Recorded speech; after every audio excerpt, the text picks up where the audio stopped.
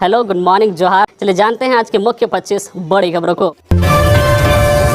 गृह मंत्री अमित शाह ने 27-28 को बुलाया चिंतन शिविर। झारखंड के मुख्यमंत्री हेमंत सोरेन नहीं होंगे शामिल, गृह सचिव भी नहीं जा सकेंगे।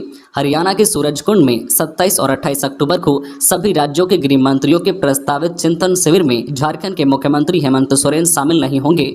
मुख्यमंत्री ने इस सम्मेलन में भाग लेने के लिए वित्त मंत्री डॉक्टर रामेश्वर उरांव को अधिकृत कर दिया है। डॉक्टर रामेश्वर उरांव ही इस सम्मेलन में भाग लेंगे।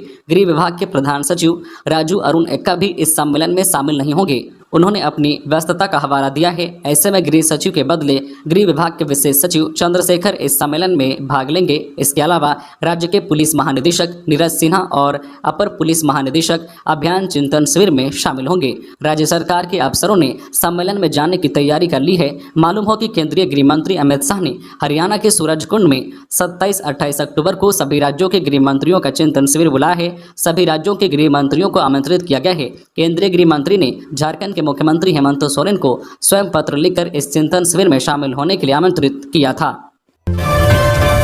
दिवाली पर बदला मौसम का मिजाज। बोकारो में झमाझम बारिश से दीपोत्सव का रंग फीका। झारखंड में दीपों के त्यौहार दिवाली को लेकर चारों तरफ उत्साह रहा। रंगोली, लाइटिंग और दियों की सजावट पर मौसम के बदले मिजाज ने पानी फेर दिया। बोकारो में सोमवार की शाम अचानक मौसम ने यूटर्न ले लिया और शुरू हो गई झमाझम बारिश। शाम में लगभग 3:30-4 बजे के आसपास अचानक आसमान में काले काले बादल मंडराने लगे। कुछ ही देर बाद झमाझम बारिश शुरू हो गई। बारिश होने के कारण अचानक ठंड बढ़ गई। बारिश के कारण दीपोत्सव का रंग फीका पड़ गया। बोकारो में सोमवार की शाम 1 घंटे बारिश हुई है। बारिश रुकने के बाद भी आसमान में बादल छाए रहे। बारिश ने दिवाली का मजा किरकिरा कर दिया। घर के द्वार आंगन में बनी रंगोली बारिश के कारण धुल गई। इसका प्रभाव लाइटिंग पर भी पड़ा। बच्चों को भी पटाखा फोड़ने में परेशानी हुई। बारिश के कारण दीपोत्सव का उत्साह थोड़ा फीका हो गया। खूंटी में हॉकी मैच देखकर घर लौट रहे ग्राम प्रधान समेत 2 लोग की हत्या। खूंटी जिले के मुरहू थाना क्षेत्र की रुमतकेल पंचायत अंतर्गत रोबुआ बिरडी गांव में ग्राम प्रधान सहित 2 लोग की हत्या कर दी गई है। मृतकों में गांव के ही ग्राम प्रधान सोमा मुंडा 55 वर्षीय और जेम्स पूर्ति 38 वर्षीय शामिल हैं। ये दोनों चचेरे भाई थे। बताया जा रहा है कि ये गांव में ही आयोजित हॉकी मैच देखने गए थे। घर लौटने के क्रम में अपराधियों ने इनकी हत्या कर दी। पुलिस मामले की जाँच कर रही है। सोमवार को शवों का पोस्टमार्टम कर परिजनों को सौंप दिया गया है। परिजनों के अनुसार दोनों की किसी से कोई दुश्मनी नहीं थी। झारखंड के खूंटी जिले में दीपावली की पूर्व संध्या पर ग्राम प्रधान सहित 2 लोग की हत्या कर दी गई है। दोनों मृतक चचेरे भाई थे। घटना मुरहू थाना क्षेत्र की रुमतकेल पंचायत के रोबुआ बिरडी गांव की है। जानकारी के अनुसार दोनों गांव में ही आयोजित हॉकी मैच देखने गए थे। वापस लौटने के क्रम में गांव के पास ही अज्ञात अपराधियों ने धारदार हथियार से उनकी हत्या कर दी। दोनों का शव अलग अलग जगह पड़ा हुआ था। धनबाद में दिवाली की खुशियां गम में बदली। ऑटो पलटने से 2 की मौत, 16 घायल। दिवाली की खुशियां गम में बदल गई। सड़क हादसे में 2 लोगों की मौत हो गई जबकि 16 लोग घायल हो गए हैं। धनबाद जिले के टुंडी के लोहर बरवा मुख्य सड़क पर जयनगर के पास मालवाहक ऑटो के पलट जाने से ठेठाटाड़ गांव के 18 ब्राह्मण घायल हो गए। स्थानीय युवाओं एवं बरवा अड्डा पुलिस के सहयोग से सभी घायलों को अस्पताल पहुंचाया गया, जहां इलाज के क्रम में कैलाश पांडे एवं मुन्ना पांडे की मौत हो गई। आपको बता दें कि दिवाली पर ये सभी ब्राह्मण लक्ष्मी गणेश की पूजा कराने झरिया जा रहे थे। दिवाली पर धनबाद में सड़क हादसा हुआ है। ऑटो पलट जाने से कुल 18 ब्राह्मण घायल हो गए थे। इलाज के क्रम में 2 ब्राह्मणों कैलाश पांडे एवं मुन्ना पांडे की मौत हो गई जबकि 16 ब्राह्मणों का इलाज चल रहा है। सभी घायलों में से एक को दुर्गापुर रेफर किया गया है जबकि कुछ को जालान अस्पताल में, बाकी को SNMMCH धनबाद में भर्ती कराया गया है। खबरों में आगे बढ़ने से पहले आपसे रिक्वेस्ट है कि अगर आप चैनल को सब्सक्राइब नहीं किए हैं तो प्लीज़ चैनल को सब्सक्राइब करके बेल आइकन प्रेस कर दे, जिससे आपको झारखंड की हर छोटी बड़ी खबर का अपडेट आप तक पहुँचता रहे। चलिए बढ़ते हैं खबरों की ओर। आज 25 अक्टूबर को लगेगा आंशिक सूर्य ग्रहण। जानिए झारखंड के किस 2 जगहों से देख सकेंगे लोग। आज 25 अक्टूबर को आंशिक सूर्य ग्रहण लग रहा है जो देश के कई हिस्सों में देखा जाएगा। इसके साथ ही झारखंड के 2 जिले रांची और हजारीबाग के साथ साथ आसपास के इलाके से आसमान साफ रहने पर कुछ मिनटों के लिए दिखाई देगा। कोलकाता मौसम केंद्र और पोजिशनल एस्ट्रोलॉजी सेंटर कोलकाता से जारी सूर्य ग्रहण रिपोर्ट के विश्लेषण के आधार पर रांची मौसम केंद्र के वैज्ञानिक उपेंद्र श्रीवास्तव ने मीडिया को बताया है कि रांची और हजारीबाग में सूर्य ग्रहण दिखाई देगा।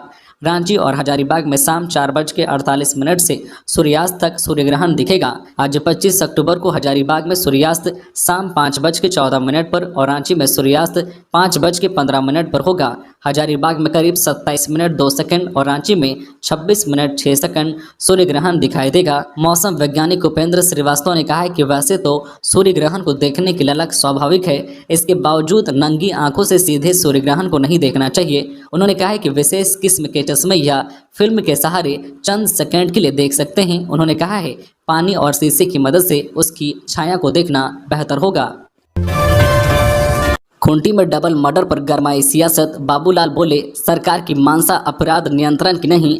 खूंटी में डबल मर्डर की घटना को लेकर प्रदेश के पूर्व मुख्यमंत्री बाबूलाल मरांडी ने झारखंड की कानून व्यवस्था पर सवाल खड़े किए हैं। बाबूलाल मरांडी ने सरकार पर निशाना साधते हुए कहा है कि लगता है कि सरकार की मानसा ही नहीं है अपराध नियंत्रण की। बाबूलाल मरांडी ने कहा है कि अपराधियों के मन में पुलिस प्रशासन का रत्ती भर का भय नहीं रह गया है। दरअसल रविवार देर शाम तकरीबन 7 बजे खूंटी जिला के मुरहू थाना क्षेत्र में रुमतकेल पंचायत के प्रधान 55 वर्षीय सोमा मुंडा और उनके साथ 38 वर्षीय जेम्स पूर्ति की धारदार हथियार से काटकर हत्या कर दी गई। कहा जाता है कि हॉकी टूर्नामेंट के दौरान हुए एक विवाद में दोहरे हत्याकांड की इस घटना को अंजाम दिया गया। पुलिस ने शव को पोस्टमार्टम के बाद परिजनों को सौंपा और छानबीन में जुटी है। बड़ी कामयाबी, पुलिस ने 2 साइबर अपराधी को दबोचा, 1 कार, 7 मोबाइल, 6 एटीएम कार्ड समेत नगद बरामद। बड़ी खबर गिरिडीह से, जहां पुलिस ने 2 साइबर अपराधियों को गिरफ्तार कर लिया है। गिरफ्तार अपराधियों के पास से एक सियाज कार, 14,600 रुपये नगद, 7 मोबाइल एवं 6 एटीएम कार्ड बरामद किया गया है। जब्त मोबाइल की जाँच करने पर करीब 32 लाख के ट्रांजेक्शन का प्रमाण मिला है। बताया जा रहा है कि साइबर थाना प्रभारी आदिकांत महतो को मिली गुप्त सूचना के आधार पर बस स्टैंड में छापेमारी कर 2 साइबर अपराधियों को पकड़ा गया, लेकिन 2 अपराधी भागने में सफल हो गया। डीएसपी संजय राणा ने बताया है कि सूचना मिली कि कुछ अपराधी गिरिडीह बस स्टैंड में एटीएम से पैसे चुराने की फिराक में हैं। सूचना मिलते ही साइबर थाना प्रभारी आदिकांत महतो ने वरीय पदाधिकारियों से वार्ता कर पुलिस अवर निरीक्षक रोशन कुमार, सुबल कुमार और चालक फिरोज के साथ बस स्टैंड में छापेमारी शुरू कर दी। छापेमारी में पुलिस ने साइबर अपराधी दुलार चंद कुमार मंडल और सुजीत कुमार को गिरफ्तार कर लिया है। वही 2 साइबर अपराधी बबलू मंडल एवं रुपेश मंडल पुलिस को चकमा देकर भाग निकला। टाटानगर से गोड्डा के लिए सीधी ट्रेन सेवा शुरू, बक्सर, जयनगर और जयपुर के लिए भी चलेगी ट्रेन। दिवाली के दिन जमशेदपुर के लोगों को बड़ी सौगात मिली है। सोमवार यानी 24 अक्टूबर को टाटानगर से एक नई ट्रेन की शुरुआत हुई। यह ट्रेन टाटानगर रेलवे स्टेशन से गोड्डा तक जाएगी। सांसद विद्युत वरण महतो ने टाटानगर रेलवे स्टेशन से टाटा गोड्डा, गोड्डा टाटा ट्रेन संख्या 18185, 18186 को हरी झंडी दिखाकर रवाना किया। जमशेदपुर में रहने वाले अंग प्रदेश के लोगों की अरसे से मांग थी कि भागलपुर के लिए टाटा से सीधी ट्रेन सेवा शुरू होनी चाहिए। आखिरकार दीपावली के दिन वो शुभ घड़ी आ गई जब जमशेदपुर से गोड्डा के लिए सीधी ट्रेन सेवा शुरू हुई है। इस अवसर पर सांसद विद्युत वरण महतो ने कहा है कि देश के प्रधानमंत्री नरेंद्र मोदी देशवासियों को बेहतर रेल सेवा उपलब्ध कराने के लिए कृत संकल्प हैं। उसी का परिणाम है कि आज इस ट्रेन का शुभारंभ किया जा रहा है। सांसद श्री महतो ने शहरवासियों को शुभकामनाएं देते हुए कहा कि यह दीपावली के शुभ अवसर पर शहर के लिए एक सौगात है। दिवाली के बाद झारखंड में मनेगा सोहराय व बांधना पर्व। आदिवासी बहुल गांव देर है स्वच्छता का संदेश। दीपावली के दूसरे दिन यानी बुधवार 26 अक्टूबर को झारखंड के गांव में बांधना और सोहराय पर्व मनाया जाएगा। आदिवासी संथाल समाज के लोग सोहराय मनाते हैं तो कुर्मी और अन्य जनजातियां बांधना पर्व मनाती हैं। इसको लेकर ग्रामीण अंचलों में आदिवासी और कुर्मी समाज के लोग अपने अपने घरों को अभी से सजाने में जुटे हैं। घर के अंदर और बाहर की दीवारों पर रंग बिरंगी कलाकृतियां बनाई जा रही है। गाँव को साफ सुथरा किया जा रहा है। गांव में स्वच्छता अभियान का असर दिख रहा है।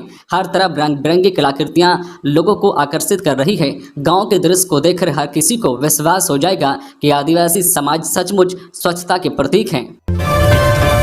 मैट्रिक इंटर के छात्रों के लिए बड़ी खबर, झारखंड में बदल जाएगा परीक्षा का पैटर्न। सरकार ने जैक बोर्ड को दिया निर्देश। दीपावली के त्यौहार के बीच छात्रों के लिए एक बड़ी खबर है। मैट्रिक इंटर की मार्च 2023 में होने वाली एक टर्म की परीक्षा का प्रश्न पैटर्न बदलने की तैयारी है। अब पैटर्न 40-40 अंकों की परीक्षा ऑब्जेक्टिव और सब्जेक्टिव में होगी। 20 अंकों का स्कूल कॉलेज में आंतरिक मूल्यांकन होगा। ऑब्जेक्टिव और सब्जेक्टिव के सवाल सिलेबस से ही होंगे। सरकार जिस बदलाव की रणनीति बना रही है उसमें झारखंड एकेडमिक काउंसिल जैक के माध्यम से 2023 की मैट्रिक इंटर की परीक्षा में पूरे सिलेबस से 40 अंकों की ओमार सीट होगी। इसमें 40 अंकों से लघु उत्तरीय दीर्घ उत्तरीय सवाल होंगे। स्कूली शिक्षा व साक्षरता विभाग ने जैक को आदेश दिया है कि इसी नई रणनीति के तहत परीक्षा की तैयारी करे। सरकार सिर्फ मैट्रिक और इंटर में ही नहीं 8वीं 9वीं और 11वीं के परीक्षा मॉडल को भी बदलने की रणनीति तैयार कर रही है। बोकारो में ट्रैफिक सिपाही से मारपीट, आरोपी ट्रक मालिक गिरफ्तार। नो एंट्री में ट्रक को घुसने से रोका तो ट्रक मालिक ने सिपाही को पीट दिया। बोकारो में ट्रैफिक सिपाही से मारपीट की यह घटना नगर थाना क्षेत्र इलाके में हुई है। घायल सिपाही की शिकायत पर आरोपी ट्रक मालिक को गिरफ्तार कर लिया गया है। जिला में पर्व त्योहारों को देखते हुए यातायात पुलिस द्वारा कई व्यस्तम बाजारों में भारी वाहनों की नो एंट्री की व्यवस्था लागू की गई है। नगर का व्यस्तम बाजार में भी भारी वाहनों की नो एंट्री के वक्त भारी वाहनों का प्रवेश वर्जित है। दुंदीबाग बाजार में मुख्य सड़क पर बाजार के पास एक ट्रक को प्रवेश करने से ट्रैफिक सिपाही ने रोका। गाड़ी खड़ी कर चालक ने नो एंट्री में घुसने का कारण जानना चाहा तो उसने ट्रक ओनर राजेश कुमार को फोन पर इसकी जानकारी दे दी। इस सूचना पर ट्रक मालिक राजेश अपने साथियों के साथ वहां पहुंचे और वहां तैनात ट्रैफिक सिपाही संजय कुमार से न सिर्फ धक्का मुक्की की बल्कि उसके साथ मारपीट भी की। इस घटना की सूचना पर मौके पर पहुंची सिटी पुलिस ने मौके से ट्रक ओनर राजेश कुमार को हिरासत में लेकर थाना ले गई। मारपीट में घायल सिपाही संजय सिंह की लिखित शिकायत के बाद आरोपी राजेश कुमार को गिरफ्तार कर जेल भेज दिया। T20 वर्ल्ड कप में खेलेंगे झारखंड के सुजीत मुंडा T20 वर्ल्ड कप में खेलेंगे। क्या हुआ, चौंक गए। दरअसल राजधानी रांची स्थित धुरवा के रहने वाले सुजीत मुंडा का चयन ब्लाइंड T20 वर्ल्ड कप के लिए टीम इंडिया में हुआ है। सुजीत मुंडा उस 17 सदस्यीय टीम इंडिया का हिस्सा हैं जिन्हें 4 से 17 दिसंबर के बीच आयोजित होने वाले ब्लाइंड T20 वर्ल्ड कप में शिरकत करना है। सुजीत मुंडा तेज गेंदबाज है और जरूरत पड़ने पर टीम के लिए रन भी बना सकते हैं। सुजीत ने बताया कि साल 2014 में उन्होंने क्रिकेट खेलना शुरू किया था। बीते 8 साल में सुजीत कई द्विपक्षीय और त्रिपक्षीय सीरीज का हिस्सा रह चुके हैं। अब वर्ल्ड कप खेलेंगे। धुरवा में HEC की जमीन पर बने अस्थायी मकान में रहने वाले सुजीत बेहद गरीब परिवार से आते हैं। सुजीत को मिलाकर परिवार में 4 भाई हैं। 3 भाई दिहाड़ी मजदूर कर परिवार चलाते हैं। सुजीत कहते हैं कि दृष्टिहीनता के बावजूद इस मुकाम तक पहुंचने में उनके परिवार का बहुत बड़ा योगदान रहा है। पंकज मिश्रा फोन प्रकरण पर ईडी सख्त, झारखंड के बाहर भेजे जा सकते हैं कुछ आरोपी। झारखंड में 1000 करोड़ से अधिक के अवैध खनन घोटाले की मनी लॉन्ड्रिंग की जांच को लेकर ईडी काफ़ी सक्रिय है। मनरेगा घोटाले से शुरू हुई जांच अवैध खनन के रास्ते अब टेंडर घोटाले की ओर मुड़ रही है। गिरफ्तार आरोपियों के न्यायिक हिरासत में होने के बावजूद हुई सक्रियता को लेकर ईडी बड़ी कार्रवाई के मूड में है। बताया जा रहा है कि एजेंसी अब गिरफ्तार आरोपियों पर और मजबूत नकेल कसेगी। इसी के मद्देनजर न्यायिक हिरासत में रह रहे आरोपियों में से कुछ को राज्य के बाहर शिफ्ट करने की प्रक्रिया शुरू की जा रही है। इसके लिए एजेंसी ने प्रयास तेज कर दिया है। आने वाले दिनों में ईडी इसके लिए कोर्ट की शरण ले सकती है। न्यायिक हिरासत में रहने के बावजूद पंकज मिश्रा द्वारा मोबाइल फोन के इस्तेमाल को लेकर ईडी काफ़ी गंभीर है। ईडी को अब तक की जांच में कई अधिकारियों, इंजीनियर, डीएमओ और डीएफओ रैंक के अफसरों की उनसे फ़ोन से बातचीत के पुख्ता सबूत मिले हैं। पीएम बोले, बिना ताकत के शांति असंभव। लगातार 9वें साल सैनिकों के साथ मनाई दिवाली। कारगिल में कहा, हमने हमेशा युद्ध को अंतिम उपाय माना। प्रधानमंत्री नरेंद्र मोदी ने सोमवार को कारगिल में जवानों के साथ दिवाली मनाई। इस मौके पर उन्होंने कहा है कि बिना सामर्थ्य के शांति कायम करना असंभव है। मोदी बोले, भारत हमेशा शांति के लिए खड़ा रहा है। हमने हमेशा युद्ध को पहला नहीं बल्कि अंतिम उपाय माना है, लेकिन हमारे सशस्त्र बलों के पास देश पर बुरी नजर रखने वालों को मुंहतोड़ जवाब देने की ताकत और रणनीति है। प्रधानमंत्री ने कहा कि हम सिविलियन लोगों की दिवाली, हमारी आतिशबाजी अलग होती है, आपकी आतिशबाजी भी अलग और धमाके भी अलग होते हैं। जवानों से बात करते हुए पीएम मोदी ने रामायण और महाभारत महाकाव्यों का हवाला दिया है। बोला, यह भारतीय परंपरा है। युद्ध चाहे लंका में हुआ हो या कुरुक्षेत्र में, अंतिम समय तक उसे टालने की ही कोशिश की गई। हम विश्व शांति के पक्षधर हैं। उन्होंने कहा है कि आज पूरी दुनिया भारत को देख रही है जो एक संतुलन शक्ति है। धनबाद में पिता पुत्री की बाल बची जान। धनबाद के राजगंज मेरा कुल्ही के पास घटित सड़क दुर्घटना में 3 वर्षीय बच्ची व उसके पिता सोनू कुमार सहित कई लोगों की जान बाल बच गई। बताया जाता है कि लाल रंग की टियागो कार ब्रेक फेल होने के कारण सड़क से दूर गड्ढे में जाकर पलट गई। इस दौरान कई लोग इसके जद में आ जाने से बच गए।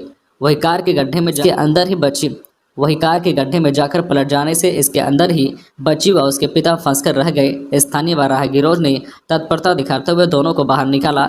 बच्ची व उसके पिता को मामूली चोट आई है।